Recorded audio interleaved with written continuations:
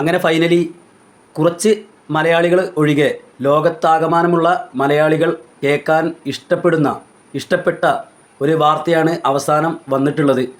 യമനിൽ വധശിക്ഷയ്ക്ക് വിധിക്കപ്പെട്ടിട്ടുള്ള നിമിഷപ്രിയയുടെ വധശിക്ഷ താൽക്കാലികമായിട്ട് അത് റദ്ദ് ചെയ്തിരിക്കുകയാണ്. അപ്പോൾ ഒഫീഷ്യലായിട്ട് അതിൻ്റെ ഡിക്ലറേഷൻ വന്നിട്ടുണ്ട്. അതായത് ഈ മാസം 16-ാം തീയതിക്കായിരുന്നു ഈ നിമിഷപ്രിയേൻ്റെ വധശിക്ഷ വെച്ചിട്ടുണ്ടായിരുന്നത്. പല വാതിലുകളും മുട്ടി നോക്കിയിട്ട് അവസാനം ഒന്നും നടക്കൂല എന്നൊക്കെ പറഞ്ഞ് എഴുതി തള്ളിയെടുത്തുനിന്നാണ് നമ്മുടെ കാന്തപുരം AP അബൂബക്കർ മുസ്ലിയാർ ഇടപെട്ടിട്ട് ഒറ്റ ദിവസം കൊണ്ട് യമനിൽ, അതും വേറൊരു രാജ്യത്ത്, ഒരു അടിയന്തര യോഗം വിളിപ്പിക്കുകയും പ്രകാരം ഈ വധശിക്ഷ മരവിപ്പിക്കുകയും ചെയ്തു. അപ്പോൾ ഒന്ന് മനസ്സിലാക്കണം, എത്രത്തോളം ആളുകൾ ഈ പല കാര്യത്തിലും നമ്മുടെ ഈ ഉസ്താദിനെ വേട്ടയാടിയിട്ടുള്ളതാണ്. നമ്മുടെ കേരളം എന്ന് പറഞ്ഞാൽ അതാണ്. ഇനി എന്തൊക്കെ ആയിക്കോട്ടെ, ഇപ്പോൾ പല ആളുകളുടെയും വീഡിയോൻ്റെ താഴെ കമൻറ്റ് കണ്ടിട്ടുണ്ടായിരുന്നു, ഇതിങ്ങനെ ചെയ്തതുകൊണ്ടല്ലേ, അതേപോലെ തന്നെ നാട്ടിൽ കുറേ ആളുകളുടെയൊക്കെ പേര് പറഞ്ഞിട്ടുണ്ടായിരുന്നു, എന്താണ് ഈ ആളുകളൊക്കെ ഇതിനൊന്നും ഇടപെടാത്തത്, അങ്ങനെയാണെങ്കിൽ അവരെയൊക്കെ ഇറക്കി കൊടുക്കണ്ടേ, അങ്ങനെയൊക്കെ പറഞ്ഞിട്ട് ഒരുപാട് മാസങ്ങൾക്ക് മുന്നേ ഇതേപോലെ തന്നെ എൻ്റെ ചാനലിൽ തന്നെ ഞാൻ വീഡിയോ ചെയ്തിട്ടുള്ളതാണ്. നമ്മുടെ അബ്ദുറഹീമിന് വേണ്ടി മലയാളികൾ ഒന്നടങ്കം, അന്നും കുറേ ആളുകൾ നെഗറ്റീവ് പറഞ്ഞ ആളുകളുണ്ട്.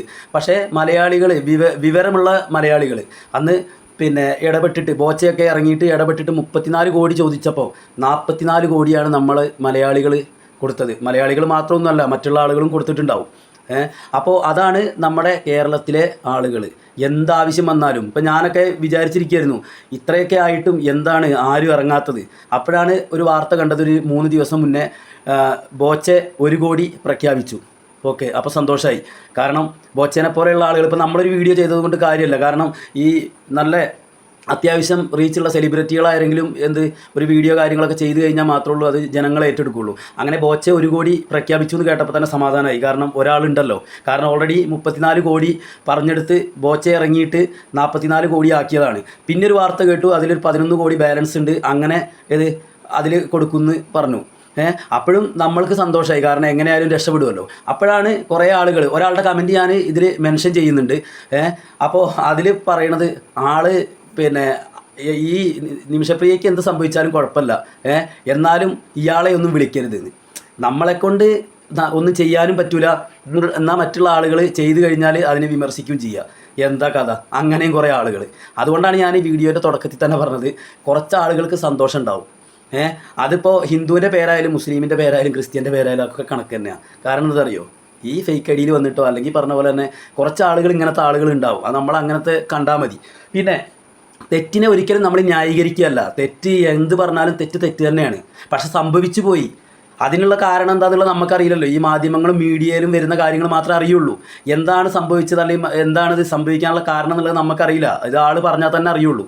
അപ്പോൾ ഇങ്ങനെയുള്ള കാര്യങ്ങൾ വരുന്ന സമയത്ത് ഈ തെറ്റ് സംഭവിച്ചു, കുറേ കാലം ഇതേപോലെ ജയിലിൽ കിടന്നു, മരിക്കുക, വധശിക്ഷ, എന്താ അതുകൊണ്ട് കാര്യം? എന്തെങ്കിലും കാര്യമുണ്ടോ?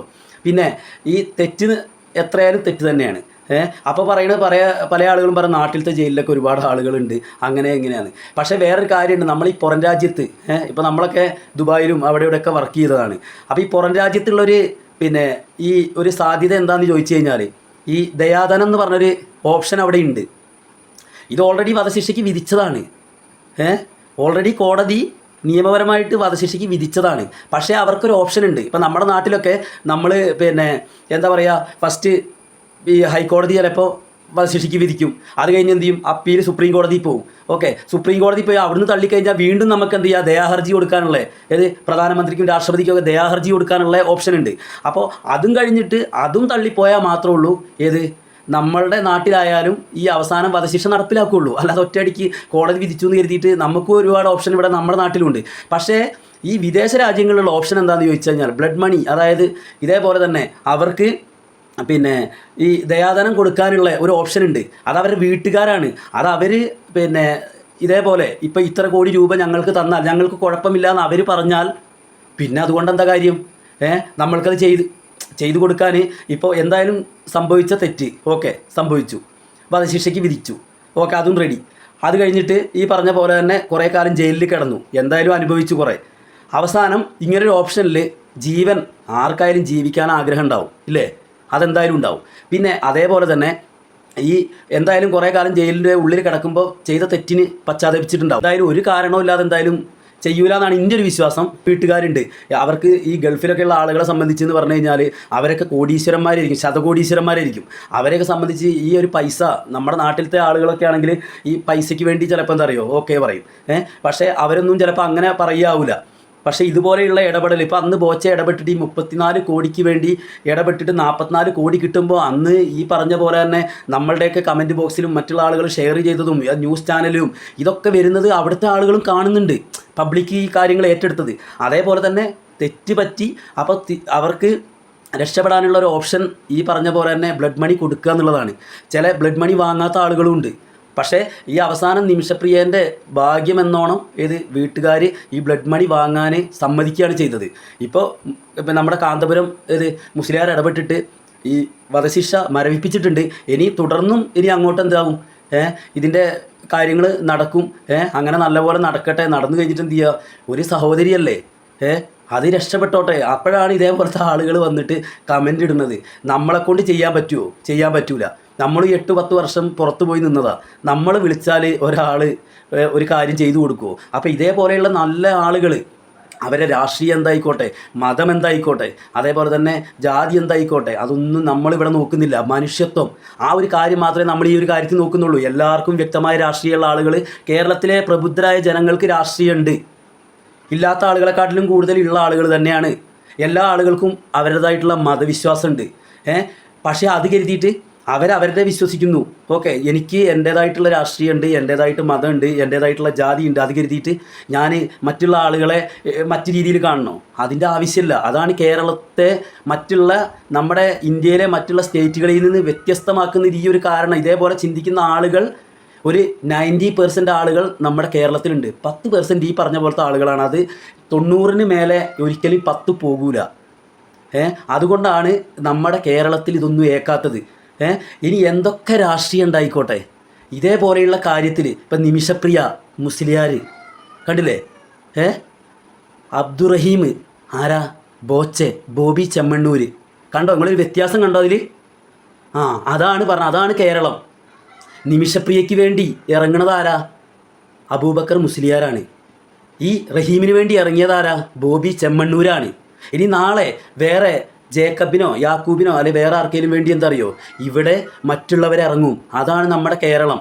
ഇനിയെങ്കിലും അത് നമ്മുടെ ഇതേപോലെ കമൻ്റൊക്കെ ഇടുന്ന ആളുകൾ മനസ്സിലാക്കുക. എന്തൊക്കെ ആയാലും പറഞ്ഞില്ലേ, തെറ്റിനെ ഒരിക്കലും നമ്മൾ ന്യായീകരിക്കില്ല. സാഹചര്യം എന്താണെന്ന് നമുക്കറിയില്ല. അറിയോ? കുറേ ആളുകൾ ഇട്ട കമൻറ്റിൽ വായിച്ചത് തന്നെ ഉള്ളൂ ഈ ഒരു സംഭവം. ഇതേപോലെ വധശിക്ഷ വന്നു, ഇതേപോലെ കാര്യങ്ങൾ വന്നപ്പോഴാണ് ഈ നിമിഷപ്രിയ എന്ന് പറഞ്ഞ വ്യക്തിയെ തന്നെ ഞാനൊക്കെ കേൾക്കുന്നത്. അല്ലാതെ നമുക്കൊന്നും ഒരു പരിചയമില്ല. അപ്പോൾ അതിൻ്റെ ന്യൂസിൻ്റെ അടിയിൽ വന്ന കുറേ കമൻറ്റുകളിൽ ചാക്കിൽ കെട്ടി അത് ഇതെന്നൊക്കെ പറഞ്ഞ് കുറേ കണ്ടത് മാത്രമേ അറിയുള്ളൂ. ഈ എഴുതി വിടുന്നവനും ഒന്നും അറിയൂല. അവസാനം ഈ ഒരു അവസരം, അതിനുള്ളൊരു ഓപ്ഷൻ ഈ ഗൾഫ് കൺട്രിയിൽ ഉണ്ട്, എല്ലായിടത്തും ഉണ്ട്. ഈ ഓപ്ഷൻ അംഗീകരിക്കാത്ത വീട്ടുകാരാണെങ്കിൽ ആരിടപെട്ടിട്ടും കാര്യമില്ല, നടക്കൂല. നമ്മുടെ അവിടെ ഈ സുപ്രീം കോടതി അല്ല മറ്റേ അവസാനം ഈ പ്രധാനമന്ത്രി അതേപോലെ രാഷ്ട്രപതിക്കും തയ്യാറെഴുതി കൊടുത്ത് തള്ളിക്കഴിഞ്ഞാൽ നടക്കൂല എന്ന് പറഞ്ഞില്ലേ, അതേപോലെ തന്നെയാണ് അവിടെയും. ഈ വീട്ടുകാർ ഈ ഓപ്ഷനെ സ്വീകരിക്കാൻ തയ്യാറാണെങ്കിൽ ചിലപ്പോൾ പൈസ പോലും വാങ്ങാതെ ചിലപ്പോൾ എന്താ അറിയോ ഒഴിവാക്കി കൊടുക്കും. അത് അവരുടെ മനസ്സിൻ്റെ നന്മയാണ്. അപ്പോൾ എന്ത് പറഞ്ഞാലും ഇങ്ങനത്തെ ഒരു ഓപ്ഷൻ കിട്ടിയിട്ട് വെറും പൈസേൻ്റെ കുറവ് കൊണ്ട് ഒന്നും ഇല്ലാത്ത എന്തെങ്കിലും വീട്ടിൽ വരുമാനമോ കാര്യങ്ങളോ ഉള്ള ആളാണെങ്കിൽ ഇവിടുന്ന് ഗൾഫിൽ പോകില്ലല്ലോ. അപ്പോൾ ഇനി അത് പൈസേൻ്റെ കുറവ് കൊണ്ടാണെങ്കിൽ മക്കളെ ഒരു പേടിയില്ല, കേരളത്തിൽ ഒരു പ്രശ്നവുമില്ല. പൈസ കൊടുത്തിട്ടാണെന്നുണ്ടെങ്കിൽ കേരളത്തിൽ എന്തായാലും നടക്കും. കാരണം അതിന് തെളിവാണ് നമ്മുടെ മുന്നിൽ. 34 കോടി ചോദിച്ച് 44 കോടി കൊടുത്ത ആളുകളാണ്. അതേപോലെ 1, 2 ഒന്നുമല്ല, അത്രത്തോളം ചാരിറ്റി പ്രവർത്തനങ്ങൾ നമ്മുടെ നാട്ടിൽ നടക്കുന്നുണ്ട്. എത്രയോ ആളുകൾ നമ്മുടെ ഗവൺമെൻറ് കൊടുക്കുന്ന വീടുകൾ അല്ലെങ്കിൽ മറ്റുള്ള കാര്യങ്ങൾ, അതേപോലെ തന്നെ നമ്മളൊക്കെ സോഷ്യൽ മീഡിയ നല്ലോണം ഉപയോഗിക്കുന്ന ആളാണ്. അച്ചായൻസ് ഗോൾഡ് ഞാൻ ഇഷ്ടപ്പെടുന്നൊരു വ്യക്തിയാണ്. ആ ആളുടെ ചാനലിൽ ഒരുപാട് ആളുകൾക്ക് നല്ല നല്ല കാര്യങ്ങൾ ചെയ്തു കൊടുക്കുന്ന വീഡിയോ കണ്ടിട്ടുണ്ട്. ഓക്കെ, അയാൾക്ക് വരുമാനമുണ്ട്. അതേപോലെ തന്നെ നമ്മുടെ സോഷ്യൽ മീഡിയയിൽ നിന്നും കിട്ടുന്നുണ്ട്. പുള്ളി പറഞ്ഞിട്ടുണ്ട്, എനിക്ക് സോഷ്യൽ മീഡിയയിൽ നിന്ന് കിട്ടുന്ന വരുമാനം ഞാൻ ഇങ്ങനത്തെ ചാരിറ്റീൻ്റെ കാര്യത്തിനാണ് ഉപയോഗിക്കുന്നതെന്ന്. അത് മറ്റുള്ള ആളുകളിൽ നിന്ന് പിരിച്ചെടുത്തിട്ടും കാര്യങ്ങളൊന്നും അല്ല. അയാൾ ചെയ്യുന്ന വീഡിയോയ്ക്കും കാര്യത്തിനും കിട്ടുന്ന വ്യൂസും അത് കാര്യങ്ങളൊക്കെ കണ്ടാൽ മതി. അപ്പോൾ എനിക്ക് ഇഷ്ടപ്പെട്ട ഒരാളാണ്. ഇതേപോലുള്ള ആളുകളൊക്കെ ഒരുപാട് കാര്യങ്ങൾ നമ്മുടെ നാട്ടിൽ ചെയ്യുന്നത് കൊണ്ടാണ് നമ്മുടെ നാട്ടിൽ ഇങ്ങനെ ഓരോ കാര്യങ്ങൾ കുഴപ്പമില്ലാതെ നടന്നു പോകുന്നത്. അപ്പോൾ ഈ പൈസേൻ്റെ ഒരു കുറവ് കൊണ്ട് ഒരിക്കലും ഇങ്ങനത്തെ കാര്യങ്ങൾ ഒരു മുടക്കവും നമ്മുടെ നാട്ടിൽ വരില്ല എന്നുള്ള 100% ഉറപ്പാണ്. എന്തായാലും ഇതിനു വേണ്ടി പ്രയത്നിച്ച നമ്മുടെ അബൂബക്കർ കാന്തപുരം ഉസ്താദിന് ഒരു ബിഗ് സല്യൂട്ട്, അതിൻ്റെ ടീമിനും. അതേപോലെ തന്നെ ഇപ്പോൾ ഇതിന് വേണ്ടി ഫസ്റ്റ് 1 കോടി മുടക്കാന്ന് പറഞ്ഞ ബോച്ചയ്ക്ക് ഓൾറെഡി ഞാൻ നമ്മുടെ ചാനലിൽ ഇതിന് മുന്നേ വീഡിയോ ചെയ്തിട്ടുള്ളതാണ്. അപ്പോൾ അങ്ങനത്തെ ആളുകളൊക്കെ നമ്മുടെ നാട്ടിലുള്ളത് കൊണ്ടാണ്. കുറേ ആളുകളുണ്ടല്ലോ ഇതേപോലെ മതത്തിൻ്റെ പേരും രാഷ്ട്രീയത്തിൻ്റെയൊക്കെ പേര് പറഞ്ഞു വരുന്നത്. അതൊന്നും ഒരു കാര്യമില്ല, ഒന്നും നടക്കില്ല. ഇത് കേരളമാണ് മക്കളെ. ഇനി എന്തൊക്കെയാണെങ്കിലും പൈസേൻ്റെ കുറവ് കൊണ്ടാണ് ഉണ്ടെങ്കിൽ നിമിഷപ്രിയ നമ്മുടെ നാട്ടിൽ തിരിച്ചെത്തുന്നുള്ള കാര്യം 100% ഉറപ്പാണ്. അല്ലാതെ വേറെ എന്തെങ്കിലും സാഹചര്യങ്ങളാണെന്നുണ്ടെങ്കിൽ കണ്ടില്ലേ, ഇപ്പോൾ അബ്ദുറഹീമിൻ്റെ കാര്യം തന്നെ പറയാം. അന്ന് പൈസേൻ്റെ കുറവ് കൊണ്ട് പറഞ്ഞിട്ട് 34 കോടി കൊടുത്തു. 34 കോടി കൊടുത്തിട്ട് ഇപ്പോൾ ഇത്രയും കാലങ്ങളായി. അപ്പോൾ എന്താ അറിയോ, അവിടെ എന്ന് പറഞ്ഞാൽ അതിൻ്റെ പ്രൊസീജിയർ കാര്യങ്ങൾ നടക്കാൻ കുറച്ച് ടൈം എടുക്കും. അപ്പോൾ ഇത് തന്നെയാണ് പറയണത്. ഇതേപോലെ തന്നെ പൈസേൻ്റെ കുറവ് കൊണ്ടാണെന്നുണ്ടെങ്കിൽ ഒരു പേടിയില്ല, ബാക്കിയുള്ള കാര്യങ്ങൾ പെട്ടെന്ന് ഫാസ്റ്റായിട്ട് നടക്കട്ടെ. ഉസ്താദിനൊക്കെ അതിനുള്ള ആയുരാരോഗ്യ സൗഖ്യം പടച്ചോൻ കൊടുക്കട്ടെ. എന്നിട്ട് എന്ത് ചെയ്യുക, കാര്യങ്ങളെല്ലാം നടന്നിട്ട് നമ്മുടെ ഈ സഹോദരി നമ്മുടെ നാട്ടിലേക്ക് എന്ത് ചെയ്യുക, വീട്ടുകാരുടെ അടുത്തേക്ക് പെട്ടെന്ന് തിരിച്ചെത്തട്ടെ. അപ്പോൾ ഇതുപോലെയുള്ള കമൻ്റൊക്കെ ഇട്ട് വരുന്ന ആളുകളോടാണ് പറയാനുള്ളത്, മക്കളെ ഇത് കേരളമാണ്. 90% ആളുകൾക്കും ഇവിടെ വിവരമുണ്ട്. ഓക്കെ, 10% ആളുകൾ മാത്രമേ ഉള്ളൂ ഇങ്ങനത്തെ ഈ രീതിയിലുള്ള ആളുകൾ. അപ്പോൾ അതുകൊണ്ട് നമ്മളെ സംബന്ധിച്ച് എന്താ പറയുക, അതൊന്നും ഒരു പ്രശ്നമല്ല. നല്ല നല്ല കാര്യങ്ങൾ ചെയ്തിട്ട് എന്ത് ചെയ്യുക, എല്ലാവരും മുന്നോട്ട് പോവുക. എല്ലാവർക്കും എന്തായാലും ഇതിനു വേണ്ടി പ്രവർത്തിക്കുന്ന എല്ലാവർക്കും ഒരു ബിഗ് സല്യൂട്ട്.